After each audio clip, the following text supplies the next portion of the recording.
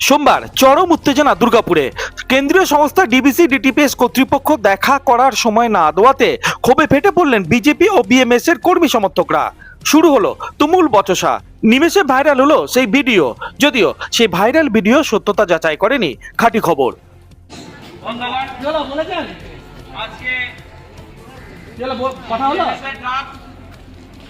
আধ ঘন্টা 20 ঘন্টা টাইম নেবে। কি বলছে কি বলছে? আরে ভেতরে বসতে বলছি, বেশ বসতেও যাওয়া যাবে নাকি? টিএমসি যখন লোকগুলো তো করে বসে আড্ডা মারে তখন কিছু লাগে না। এখানে বসতে বলছি, এখানে তারা বলবে তালা হয়ে গেছে টিএমসি, টিএমসি তালা আপনাদের পারমিশন নেই, তাই আজকে আমরা এখানে এসেছি। সোমবার স্থানীয়দের কাজের দাবিতে ডিবিসি ডিটিপিএস গেটে ভারতীয় মজদুর সংঘ বা বিএমএস এর আন্দোলনকে ঘিরে উত্তেজনা ছড়িয়ে পড়ে। বিজেপি নেতা সুমন্ত মণ্ডলের নেতৃত্বে বিএমএস কর্মীরা স্থানীয়দের কাজের দাবিতে কর্তৃপক্ষের সাথে দেখা করতে চাইলে তাদেরকে দীর্ঘক্ষণ বসিয়ে রাখা হয় বলে অভিযোগ। কেন তাদেরকে এইভাবে হেনস্থা করা হচ্ছে, এই প্রশ্ন তুলে কারখানা নিরাপত্তা রক্ষীদের সাথে বচসা শুরু হয়ে যায় বিজেপি নেতা সুমন্ত মণ্ডলের। সোশ্যাল মিডিয়ায় ভাইরাল হয় সেই ভিডিও। ভাইরাল ভিডিও সত্যতা অবশ্য যাচাই করে খাঁটি খবর। अभी कॉन्फ्रेंस वीडियो कॉन्फ्रेंस चल रहा है, ट्रेनिंग चल रहा है। 5 आदमी वहाँ नहीं बैठ रहा था, वही खेला हम लोग नहीं बैठ सकते। वो क्या ये क्या चोर है, ये गुंडा है? टीएमसी का जब गुंडा लोग का बैठा तब क्या हो रहा है? वो क्यों नहीं बैठने दे रहा वहाँ पर? ये बात हमको बोल के आप बोलिए उनसे कि वो आदमी 5 आदमी बैठेगा, क्या प्रॉब्लम है? ये लोग चोर गुंडा लग रहा है। उनसे बात करिए, क्या प्रॉब्लम है? वहाँ पर बैठने में क्या है? जिस जगह में बैठेगा वो क्या होगा? वहाँ पर बैठेगा क्या होगा? रास्ता में बैठेगा, वहाँ पर नीचे में नहीं बैठ सकता है। एक नॉर्मल उनका ये भी नहीं है कि वहाँ पर पॉलिसी नहीं है कि एक बैठेगा 5 आदमी वहाँ पर अंदर में बैठा नहीं सकता है। आधा घंटा बाद भले ही वो बात करे, वहाँ अंदर बैठा सकता है। तो क्या है, क्या कर रहे हो लोग? हम लोग क्या बाहर से आए हैं? गरीब आदमी लोग है।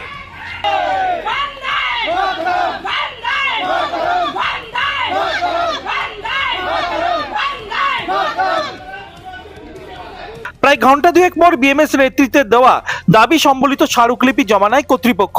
সোমবার সকাল থেকে দুর্গাপুরের ডিবিসি ডিটিপিএস গেটের সামনে কারখানার শুরু হতে চলা নতুন ইউনিটের স্থানীয়দের অগ্রাধিকারের দাবিতে সুমন্ত মণ্ডল ও মধুসূদন দত্তদের নেতৃত্বে বিক্ষোভ কর্মসূচি হয় ভারতীয় মজদুর সংঘ বা বিএমএস এর। বিজেপি নেতা সুমন্ত মণ্ডলের অভিযোগ ছিল স্থানীয় ম্যানেজমেন্টের একাংশের সাথে সেটিং করে লোক নিয়োগের পরিকল্পনা করা হচ্ছে নতুন ইউনিটে।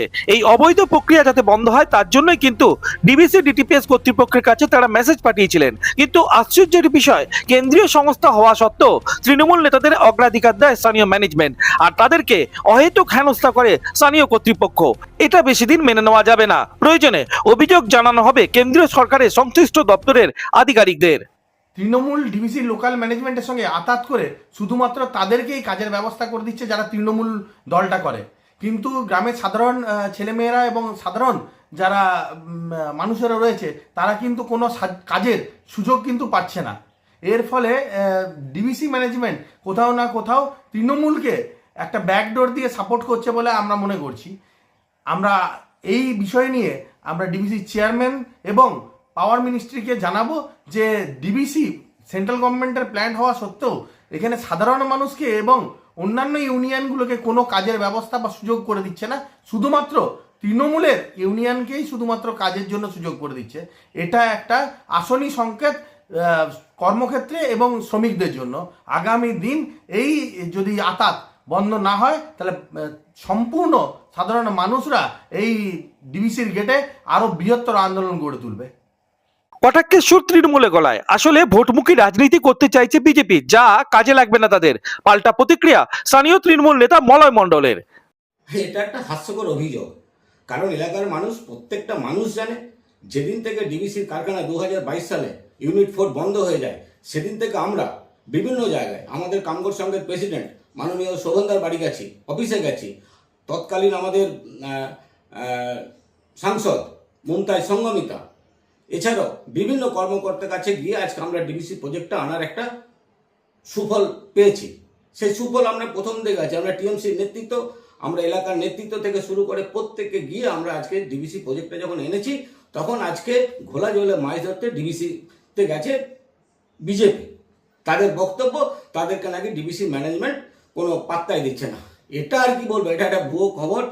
ওদেরকে মানুষ, এলাকার মানুষ চেনে না, ডিবিসি ম্যানেজমেন্ট জানে না।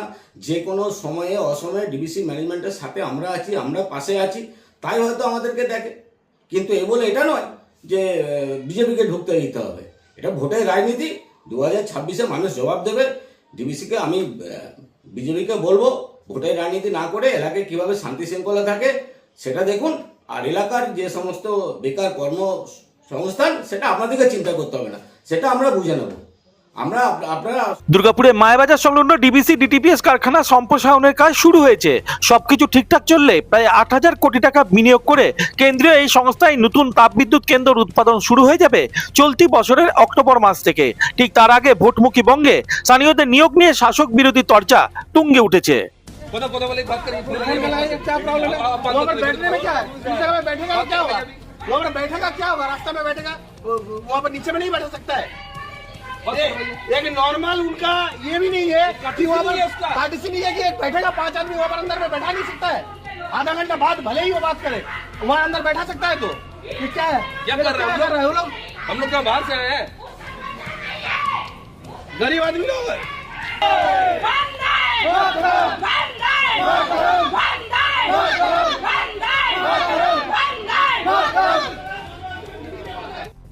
দুর্গাপুর থেকে অনুরাধা সিংগুপ্তের রিপোর্ট, খাঁটি খবর।